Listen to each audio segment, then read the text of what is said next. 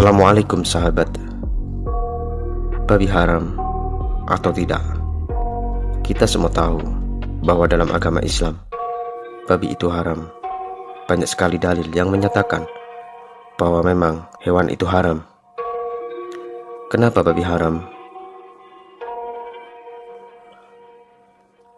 Banyak yang mengait-ngaitkan daging babi dengan sains.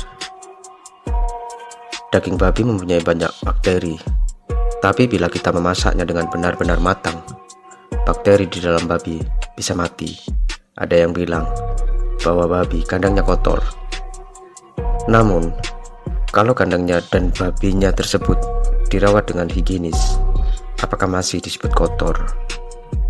Daging babi mengandung cacing pita. Daging sapi juga mengandung cacing pita. Dan bila tidak dimasak dengan benar, cacing pita tidak akan mati.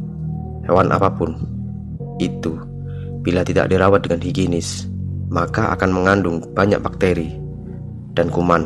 Lantas, apakah hewan-hewan itu bisa dikatakan haram? Terus apa yang membuat babi itu haram? Tidak ada penjelasan ilmiah dari hewan tersebut. Untuk itu, kita perlu mengenal hewan ini lebih jauh. Menurut Wikipedia, babi adalah hewan ungulata yang bermoncong panjang dan berhidung lemper, dan merupakan hewan yang aslinya berasal dari Eurasia.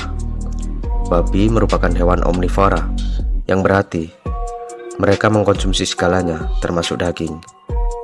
Babi memiliki kelenjar keringat, apokrin, dan ekrin. Meskipun begitu, kelenjar keringat ekrin pada babi hanya terbatas pada moncongnya. Babi, seperti hewan mamalia tidak berbulu lainnya, seperti gajah, tidak menggunakan kelenjar keringat termal untuk mendinginkan tubuh. Babi kurang mampu dibandingkan mamalia lainnya dalam menghilangkan panas dari selaput lendir basah di mulut dengan terengah-engah. Zona termonetralnya adalah 16-22 derajat Celcius atau 61-72 derajat Fahrenheit. Dengan begitu, babi susah untuk beradaptasi di iklim panas.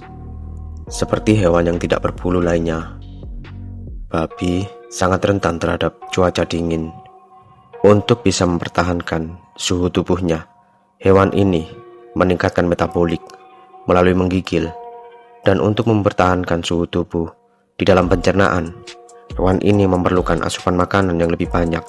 Namun sayangnya, bila hewan ini stres, mereka makan lebih sedikit, sehingga tubuh hewan ini tidak bisa dipertahankan secara normal. Singkatnya, hewan ini sangat sulit untuk dibudidayakan. Tapi, manusia bisa mengembangbiakkan babi dan bisa dikonsumsi, khususnya di daerah yang beriklim sedang, seperti Asia Timur, Asia Selatan, dan Asia Tenggara. Lantas, apa yang membuat hewan ini haram?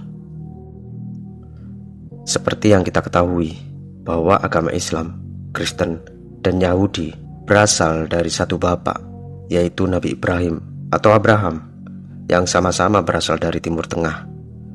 Agama Yahudi, Islam, dan beberapa aliran di dalam Kristen mengharamkan babi untuk dikonsumsi. Menurut Marvin Harris, seorang antropolog asal Amerika, di dalam bukunya yang berjudul Cow, Pig, War, and Witches, The Riddle of Culture, Marvin Harris menganalisa bahwa hewan ini di abad-abad yang lalu pernah dibudidayakan. Namun karena kondisi geografis di Timur Tengah yang gersang, maka hewan ini sulit untuk bertahan hidup. Ditambah, hewan ini tergolong hewan omnivora yang memakan segalanya, dan sistem pencernaan hewan ini tidak bisa mencerna rumput. Sedangkan di daerah Timur Tengah, minim sumber daya alam berupa air, membuat hewan ini sangat sulit untuk dibudidayakan. Berbeda dengan hewan-hewan yang lain seperti domba, sapi, unta, dan hewan peternakan lainnya yang sangat mudah untuk dibudidayakan. Hewan-hewan herbivora ini mudah dibudidayakan karena sumber pakan untuk mereka masih banyak tersedia. Jadi, Menurut Marvin Harris, alasan diharamkannya babi lebih karena masalah ekologis. Terima kasih kepada Bapak Marvin Harris karena telah menyadarkan saya. Lantas, apakah babi masih haram di era modern ini? Apakah masih relevan atau tidak? Mari kita analisa lebih lanjut. Babi di era modern ini memang bisa dengan mudah dikembangbiakkan. Namun, nilai ekonomis yang dihasilkan oleh daging ini masih tidak sebanding dengan hewan-hewan peternakan yang lainnya. Kalian semua pasti tahu bahwa di peternakan hewan ini menghabiskan banyak sekali sumber daya, mulai dari air hingga pakannya, dan hal ini tidak efisien. Harga jualnya pun juga tergolong hewan yang murah daripada hewan-hewan peternakan yang lainnya, dan gizi yang dihasilkan oleh hewan ini juga hampir sama dengan hewan yang lainnya. Dan bila tidak dirawat secara benar, hewan ini malah menimbulkan berbagai macam penyakit, apalagi hewan ini tidak diolah secara benar. Berhubung hewan ini omnivora, sistem pencernaan hewan ini tidak seperti hewan herbivora yang pemakan rumput. Hewan ini tidak bisa mencerna dengan baik rerumputan. Hewan ini butuh asupan lebih seperti buah dan beberapa daging. Jadi, dari segi pakan, hewan ini tidak ekonomis. Untuk kasus ini, lebih mementingkan rugi dan untung bagi si peternak. Bila hewan ini diberi pakan yang bersifat limbah, seperti sisa makanan atau limbah-limbah yang lainnya, bisa jadi hewan ini lebih mudah terserang penyakit. Selain itu, mengkonsumsi daging babi lebih berisiko terkena berbagai penyakit.